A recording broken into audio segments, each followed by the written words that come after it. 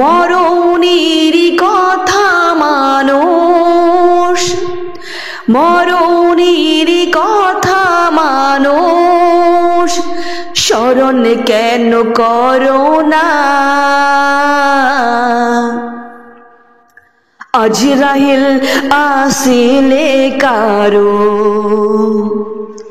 কফিয়ত জ্বলবে না। কথা বলেন ঠিক কিনা? আজরাইল আসিলে কারো কফিয়ত জ্বলবে না। মরণের কথা মানুষ, মরণের কথা মানুষ স্মরণ কেন করো না?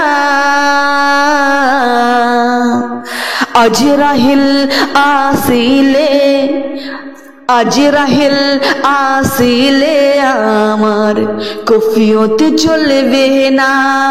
কফিয়ত চলবে কি? আজরাইল আপনাদের কফিয়ত শুনবে কি? ও আমার প্রাণের চেয়ে প্রিয় মা বোনেরা, আজরাইল আসিলে কারো কফিয়ত চলবে না। তওবা নামে গাছটি আছে, পাতায় পাতায় লেখা আছে মানুষের হায়াত। তওবা নামে একটি গাছ আছে, কখনো কখনো বলা হয় সিদরাতুল মুনতাহার।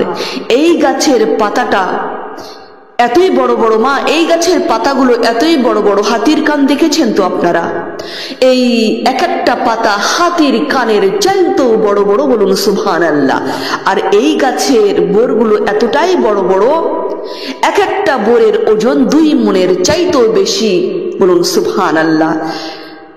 আর এই গাছের প্রত্যেকটি পাতায় পাতায় এক একটি করে প্রাণীর নাম, ধাম, জন্ম, মৃত্যু, তারিখ, ঠিকানা লেখা রবে।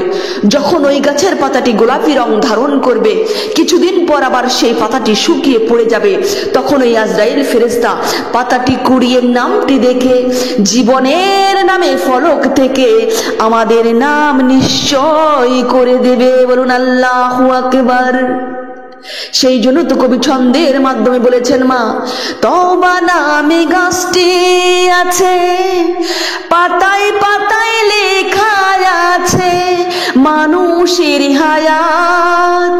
সেই পাতা ঝরিয়া গেলে, সেই পাতা ঝরিয়া গেলে মৌতের নিশানা। আজরাইল আসিলে কারো কফিয়ত চলবে না।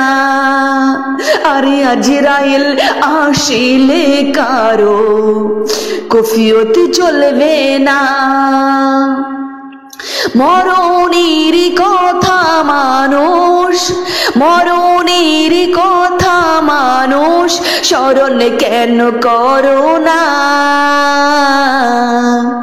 আজরাইল আসিলে কারো কফিয়ত চলবে না।